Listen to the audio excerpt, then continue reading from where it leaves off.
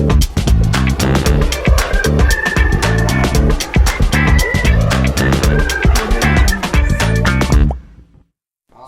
Виктор Цой атамыздың бүгін туған күні екен. Соның құрметіне орай біздің Бәкең бір композицияны орындап берді енді ал. Беташар осы.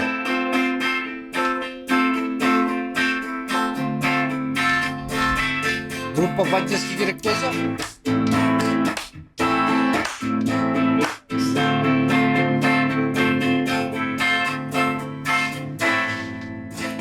Цой жив десең.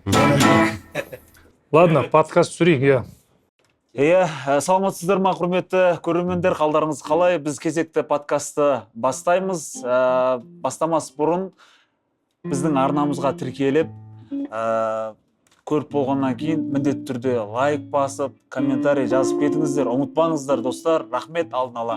Міне, бүгін бізде жаңа спикерлер. Қасымда отырған Нұртас Талипов, біздің саяхатшылар клубымыздың сеньор маркетинг директоры. Қош келдіңіз, Нұреке. Сосын Дарын Өтебай, біздің клубтың маркетинг директоры. Қош келдіңіз, Дәке. Ал қалайсыздар, жағдайларыңыз жақсы ма? Бірінші съемка өтті, қандай реакция алып отырсыздар? Мынау жаңадан келген спикерлерге, Нұреке, жалпы біздің клубқа қалай келдіңіз? Сіз негізі жалпы бүгін Нұртасты тыңдайық та? Нұрекеңді бір тыңдайық. Сен басташ. Мен айтсам тоқтатпай қалам, қорқам. Бірақ айтам. Айтшы. Бүгін сондай шешім қабылдап, осы ортаға келіп, алдыңғы сіздердің подкасттарыңызды көріп, қызығып, действительно, ана әр адамға өзіне бір анандай ғой. Алла тағала әр адамға бір қасиеттер береді да, сол қасиеттерімізді шығаруымыз керек екен да. Ол қасиетті мен ойлаймын өзі көп сөйлеп, араласып, адамдармен өстіп, қарым-қатынас деген нәрсені жақсы көретін жан екенмін. Оны осы Incruise компаниясына келгенде білдім. То есть бұрында білгенбіз, бірақ бұл жерге келгенде ерекше ашылу мәселесі, жаңағы ішкі жан дүниеңді, өзіңді жаңағы жеңіл сезінетін ортада, сондай ортаға мен өзімді жаңа жағымнан танып жатырмын, ол өзім таңғалып жатырмын деген сияқты әңгіме ғой. Негізі немен айналысып отырсыз негізі? Incruise'ге дейін. Incruise'ға дейін. Қазір де айналысып отырсыз ба? Кітап сатады деп естіп едім. Бірақ оқымайды деп. Кітап сатады, бірақ оқымайды. Ана алдындағы бағдарламада сол уақытта негізі мен кәдімгідей үлкен білім алып жатқан уақытым болған. Соны сезгендей білім алыппын ғой дедім. Русланның айтатынын біліппін деп тұр мен. Сол алған білімдеріме бүгін Русланға сұрақ қоямын. Бірақ өзіме жауап бере берейін. Қазір сәлден кейін сол алған білімдерімді Русланға қойғым келеді да, тоже осындай деп. Әзілдесіп отқанда жақсы. Алыстан сенмеді ма? Қараңыздар, енді ой бөлініп кетеді екен да, былайынан бүйтіп арғы беріне ақсақ. Мен енді қайда істедің дедіңіз ғой, жалын мына. Мен қайда істемедім деген сұрақтар болады да бұл жерде. Өйткені ер адам болғаннан кейін, ер азамат болғаннан кейін, әйтеуір әр қайсымыздың жүрген жеріміз қалай ақша тапсақ. Ең басты нәрсе, қай салада болсын. Мал таппақ қой еркектің. Мал таппақ. Ол жерде біз жүреміз. Анда жүресің, анаумен араласасың, мынаумен араласасың, әр саладағы адамдармен араласасың. Соның бәрі жаңағы өмірлік мектеп қой. Өмірлік мектеп дейді. Соның бәрін алып өстіп Incruise'да соның бәрін шығарады екенсің да. Өмірлік мектептен алған тәжірибеңді аласың да, Incruise'да әр уақытта болса да шығарасың. Incruise'да қолданасың. Енді ол жерде қалай Incruise'да көбісі ойлайды, мен де басында ойлаған, бұл жерде тек қана саяхат, ақша деп. Мен қателесіппін. Кейін мені біліп жатырмын. Бұл жерде, мысалы, мен өзім традиционный бизнес дейді. Кітап, дәптер сатам, Көк базарда, Алматының қаласында неше жылдан бері осы традиционный бизнесті қалай жүргізу мәселесін осы инкрузтан мен білдім. Одан кейін ұғып, соны қазір процесске ақырындап алып жатырмыз. Оның бәрі рабочий процессе, жаңағы кейін мен бәрін көрсетем. Жалпы қазір Нұреке, сіз негізі ол шаруамен де айналысып жатсыз, жаңағы традиционный бизнеспен де айналысып жатсыз, осы клубтасыз бір жағынан. Жаңа саяхаттап жүрсіз, бір жағынан кітап сатып жүрсіз деген сияқты. Тегін саяхаттап, жора жолдасымызды бәріне мүмкіндік беріп, қазір командамда мысалы бір кісілеріміз мысалы Америкада саяхаттап жүр, қазіргі уақытта, осы уақытта Европада, Америкаға 10 жылға виза алды, қыздары сол жерде жұмыс істейді, виза алуға мүмкіндік болмаған, осы компания арқылы мүмкіндікті аштық, соған мен қуанамын да, Аллаға шүкір. Себепкер болғанымызға, сондай жаңағы бір-бірін қауышпай жүрген адамдарға, мысалы сіздерде командада бір кісілер Японияға барып жолықты, бір менің командамда, сіздің командаңызда, былтыр қазір оны айтып қандай керемет әсерлер. Содан кейін мемлекеттік қызметкерде болдым, мен 7 жыл істедім. Шахтада жұмыс істедім. Қойшы, шахтада? Шахтада, Қазақмыста жұмыс істегем кәдімгі. Қай жерде? Жезқазған жақта ма? Шатыркөлде деген. Шатыркөл деген қай жерде? Молодец. Вахтамен жұмыс істедім. Шатыркөл қай жерде? Шатыркөл деген мына Төлебиден бері қарай где-то 30 километр жерде. Шатыркөл деген кен орны, ол Балқаш Светметке қарай Қазақмысқа мен 2007-ден 2006-дан 2009-ға дейін істегем ол жерде. Одан кейін жаңағы мемлекеттік қызметте 2009-дан 2016-ға дейін істедім. Мемлекеттік қызметте ма? Қандай салада? Промышленный безопасность дейді, өндірістік қауіпсіздік. Сол жаңағы опасный производственный объектілерде промышленный безопасность инспектор. Бәрінен тірі қалып инкрузға кірдім. Инкрузға келіп мен өзімді таптым деп, ана ортада. Ол сіздердің арқаларыңызда. Бұл жерде қалай мәселе былай да, базарда мысалы былайнан енді әр адамның өзінің ол мышление сондай болып кетеді. Ол адам болам деп болмайды да ондай. Ананың саудасы көршінің саудасына қарайды да, конкуренция. Менде болса екен, ана мына жарысып, товар алып келіп, ана мына солай. Инкрузда мысалы бізден бөлек командамыз ғой, мына қараңыздаршы. Мен қай кезде сұрасам да, мысалы Тәкеңнен, Русланнан оқымаған деп айтып жүрген сол шығар, может көп сұрағам ғой. Руслан оқымайды деп айтқан шығар. Енді реально мен инкрузды білмегеннен кейін сұрай беремін да. Білмеген нәрсені сұра дейді да, айыбы жоқ дейді да. Мысалы білу үшін сен сұра. Сен 60-қа келсең де білмейтін нәрсең көп болады да. Сұрағанның айыбы жоқ. Сондықтан көп сұрағанды жақсы көремін өзім. Білмеген нәрсені, білетін нәрсені бөлісуге стараюсь үшін. Сонда жаңағы айтып жатқан әңгімем, базарда жаңағындай, ал инкрузда наоборот сізге көмектесіп тұрады. Әр кезде көмектесуге дайын тұрады да.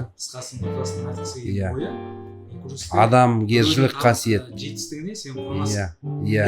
Дәке, бизнесте ол жерде нағыз не ғой. Жарыс. Дәке, осы сөзді жалғастырып кетсеңіз, негізі сізде қалай келдіңіз, адаптация қалай болды жалпы бұл саяхатшылар ортасына? Сіз негізі басқа салада болып едіңіз ғой? Мен жаңағы Нұртас айтпақшы көп салада істедім. Мұнай саласында істедім, қонақ үй менеджмент саласында істедім. Жалпы мен студент кезімде 2-ші курсынан бастап жұмыс істеп келе жатырмын да. Қазір өмір тарихымды өзім көз жүгіртіп қарасам, біраз көп салада істеп көрдім да. Ал осы ортаға келуіме себепші менің досым Руслан болды. Кезінде екеуміз Шомбай онлайн тұлғалық даму университетінде танысқан болатынбыз 2018 жылы. Сол кезден танысып араласып кеттік та, түсінісіп жақсы. Осы ортаға келуіме, осы ортаға тартқан бірден бір адам осы болды. руслан болды. Тамаша, Ары қарай тамаша. ермекпен бәкеңмен танысып аралас құралас өзіңмен танысып дос жолдас болып кеттім. Мен нұрекеңмен абай айтады ғой өмірге көзімді ашқан Михайлис деп, сол сияқты әшейін айтады. руслан мен басында бұл компанияны мойындамаған ғой негізі. Мойындамай, мойынсұнбай.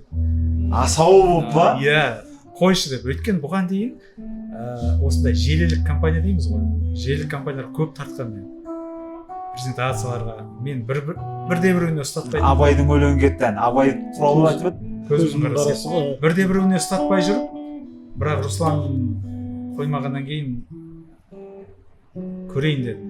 Бірақ іштей сенім болған жоқ менде. Ай, жақсы. Көңіл үшін, достың көңілі үшін. бір жарым ай трубканы алмады бұл деген. Звондаса әшейін деп алады. телефон көтермейді. Қыздар болады ғой анау. Не болды дейді. Не болды дейді. Жиналыстым. Қазір сол ұялмай үш круизге барып. Көрсетті десеңізші бірақ. Ұялмай үш круизге барып келген адам ғой сол. Жоқ, енді қандай салада істемесек те, қандай лауазымда болсақ та, қаншалықты үлкен ақша тапсақ та, орта ақша тапсақ та, ол мәселе емес. Адам шешім қабылдамаса, ешқайда шықпайды екен. Қалтасында ақшасы толып тұрса да, Бәрекелді. Көкем ашылайын деді өзі. ал сондай шешім қабылдамау осы компанияға қатты көмектесті. Және орта. Тамаша. Қысқаша осы мен компания. Бұл ортада действительно мынандай дәке байқадыңыздар ма? Мына бірден келген яғлар болар жердің жігіті, азаматы бір-бірін арқасынан қағады деген осы компанияда айтылады. Бірін-бірі батырым дейді. Иә, міне былай ғой. Давай, сен жарайсың, сен молодецсің, міне. Қанат қосасың да, қанаттанасың, жігерленесің, ары қарай шабасың да. Сондай мәселелер осы компанияда бар да. Ол басқа білмеймін, мен басқа компанияларда сондай шығар енді, бірақ мен өзім бірінші рет вообще осындай жаңағы желілік деп жатсыз ғой, сондай компанияда бірінші рет. Бірақ осындай ортаның бар екенін білмегенбіз ғой. Жүрген жеріміз енді ойлаңыз, шахтада қандай, мемлекеттік қызметте ол қандай, бәрі біледі, қызметкерлер. Енді мемлекетте қызметте істейтін адам жақсы біледі. Мен оны жақсы, жаман деп қазір не қылмай қояйын. Істейтін адамдар жақсы біледі да оны. Басынан өтіп атқан, өткен адамдар жақсы біледі. Анау круиздегі қызықшылықтар, сондайлар туралы да кішкене тоқталып кетіңіздерші мен. Не бүлдірдің, Не бүлдірдің? Не істеп шайдың дейсіз? Қызықтар, кімнің кім екенін саяхаттап білесің. Адамды саяхатта танисың. Адам сыналады. Сыналады, шынымен Не сыналады. болды сонда, соны айтшы, не істедің сол кезде? Ана итальяндерден бөлек.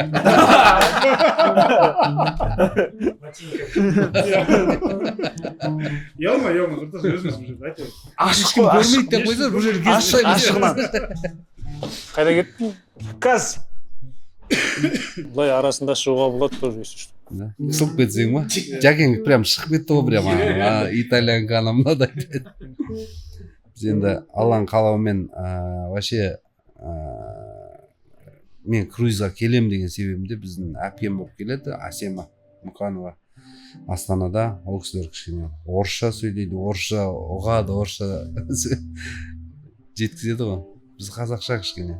Сонда Меккеге барсам деген бір арман ғой, әр адамның өзінің бір арманы болады ғой. Сонда осы компанияға енді былайынан біз енді жаңағы жұмыстарда істеп жүріп, бірде бар, бірде жоқ қой енді, расыменше.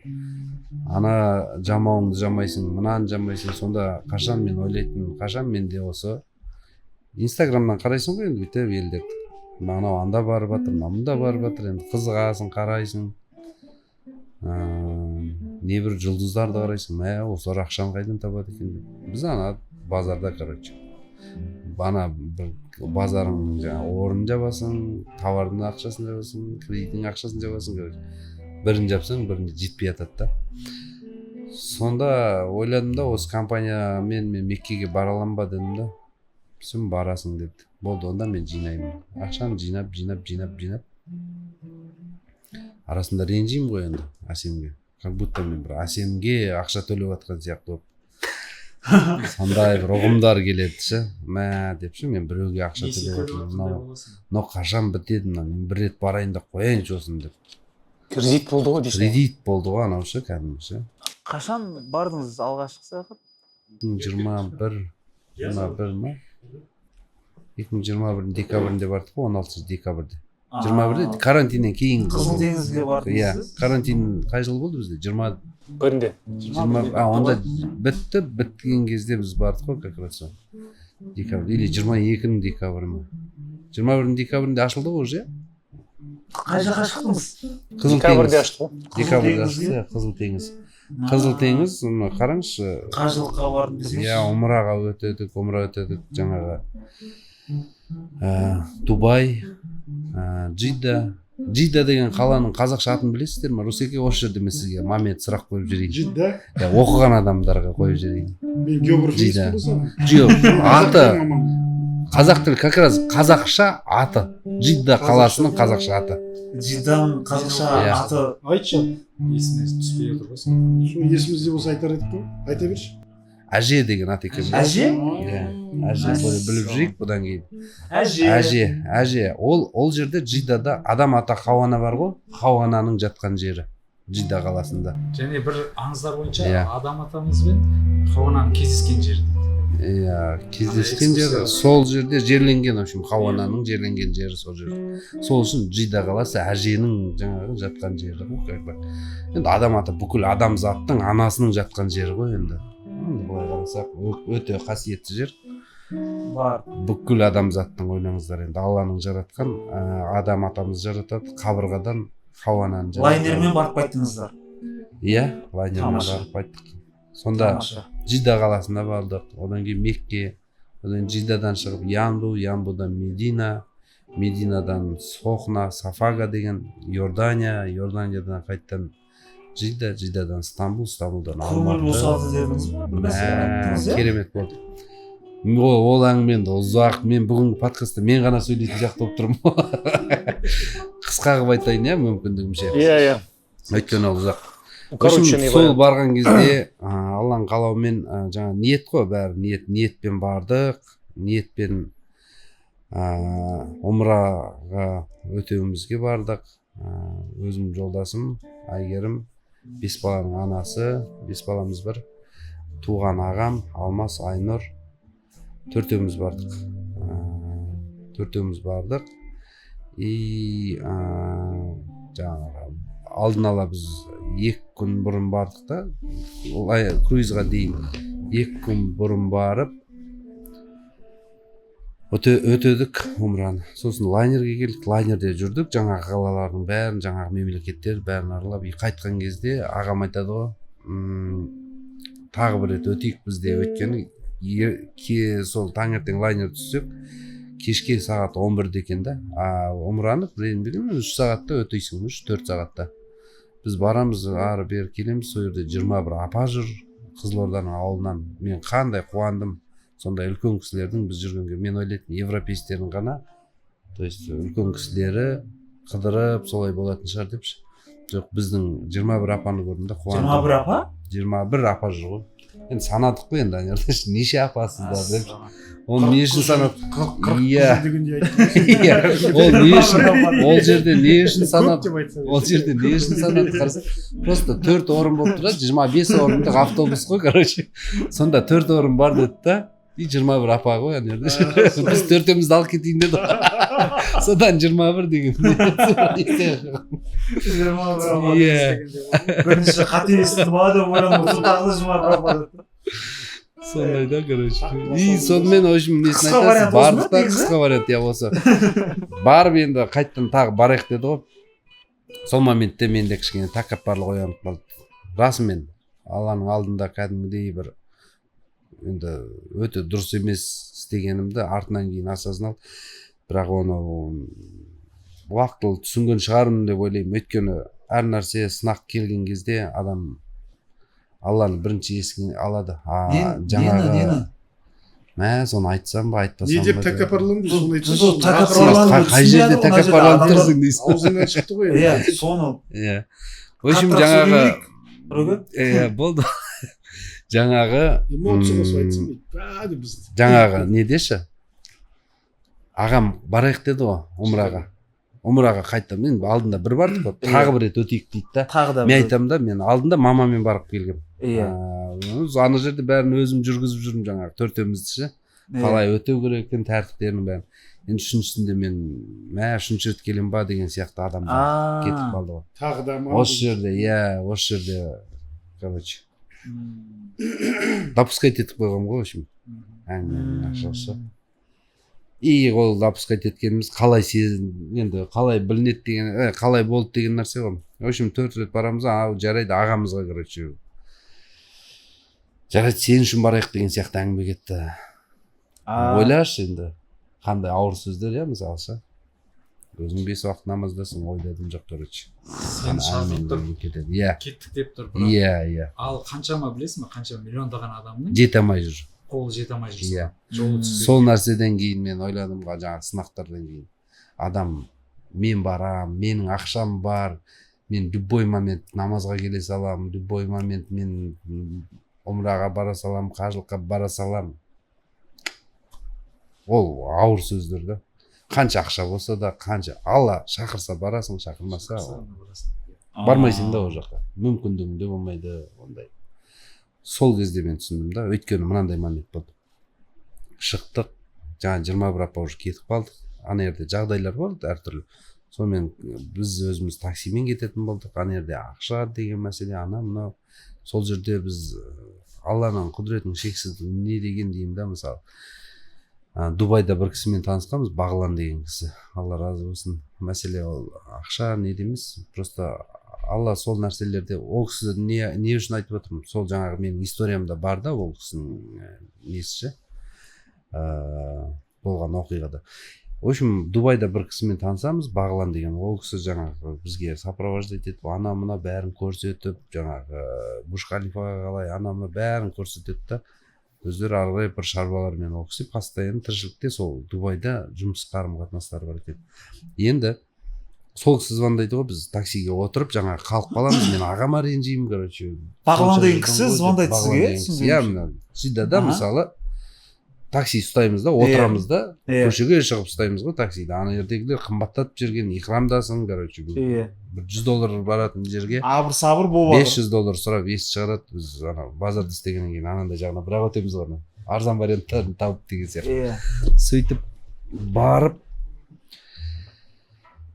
такси ұстадық отырдық в общем жүрген кезде маған звонок түседі жаңа бағлан деген жігіт нұреке ассалаумағалейкум осылай қайттыңыздар ма енді біледі ғой примерно қай кездер екенін сөйтеміз да жоқ қайтқан жоқпын біз қайтадан умраға баратынбыз болды телефон қоя сал и Каспийге 45 мың теңге түседі ғой сол кісіден түсінбеймін ну значит енді сол кісі значит біреуге бер деді ма бір несі бар ғой дедім да қандай мақсатпен и қай жаққа не істейін деймін да бұл ақшаның жолын айтыңыз деймін ғой сіздердің жол күйлеріңізге дейді да жолдарыңызға сөйтеді да бір ақ рет танысқан адам сөйтеді да береді ғой деймін ана кісіге дұға жасағанбыз енді алдында тағы дұға жасап ана ағам айтады да көрдің ба дейді де алла барлық нәрсеге сен ана болмайтын бір $100 ана мына әңгіме қылып тұрсың дейді да мені не қылып жатыр действительно ол солай мен ол жерде действительно дұрыс емес істегенмін да содан барамыз в общем барамыз мына умра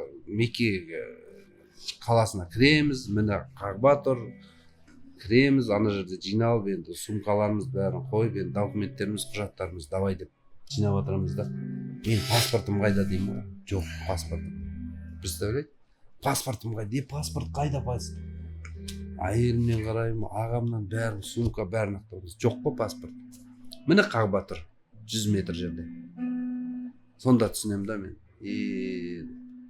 желім шығады ғой сол жерде алла деп алла кешірші деп сол жерде ше қараңызшы енді не деген құдірет шексіз алла айтып тұр да енді примерно мен түсіндім кірсеші деп тұр ғой сен мықтысың ғой кірсеші міне тұр қағба ал кір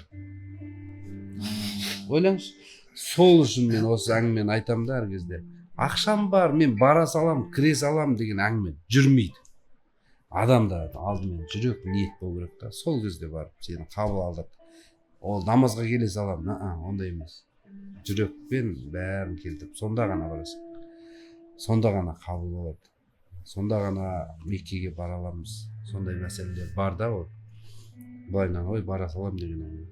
В общем, сол жерде тұрамын да, ары бері іздеп ана мынау в общем жоқ. Ана жерде в общем ағам ана жерде ойбай не істеймін деген әңгімелер. Уже ойлап жатырмын, әйелім примерно ар жақта жаңағы сестрасымен Стамбулда кездесу керек, короче, ары қарай мен мына жерден бір жұмыс тауып алсам, қалай не, Каспий карточка бар, короче. Бірдеңкесі болады, короче. Алып кетемін деп отырсың ба? Иә, деп уже ары қарай енді дух беруім керек қой әйеліме де, ары қарай сен жүре бер, уайымдама енді паспорт. А мен оны біліп жатырмын уже, осында жаңағы Асемдерге звондап жатырмын, Маржандарға, мына жақтан алдында умраға келген кезде ұстаздар бар, солардан бәрі в любом случае через жаңағы немен посольство. А посольство ол бір күн, может 10 күн, может 20 күн, короче. Может бір ай, может вообще бір жыл. Белгісіз да оны сол жерде шешілетін әңгіме да. Енді өзіңді дайындайсың ғой, бұл жерде қандай жағдайда болмаса да. В общем, сөйтіп не қылдық та, кеттік енді деп мен бүкіл ана Меккенің осындай үлкен камерасын қарап, өзіміз таппаймын ғой, төртеуміз. В общем, несін айтасың, қайттан Жидаға кеттік.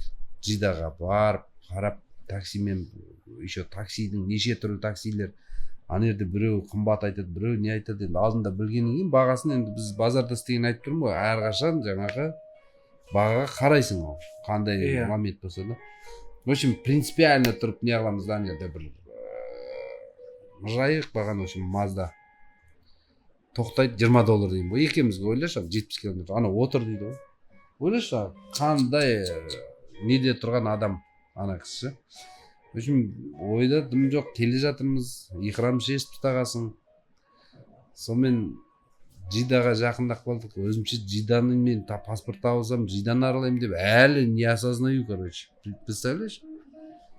Сөйтіп, потеря болып тұрсың ба? жаңағы такси ұстаған жер бар ғой. Сол жерге келіп машина тоқтаған кезде жолдасым артында тұр. Мен еще жолда келе жатқанда айттым да, если қазір табылсам, мына кісіге короче $100 беремін дедім да, қазақшаға өзіміз. Әйелім әлі жатыр дейді, жерде паспортым жатыр ғой. Ойлаш. Әлі жатыр? Жидада, әлі жерде жатыр дейді, көп-көмбек болып жатыр ғой. Жидаға 70 км біз барып, Жидаға қайттан келдік қой, жаңағы порт бар ғой, кәдімгі лайнердің тоқтаған.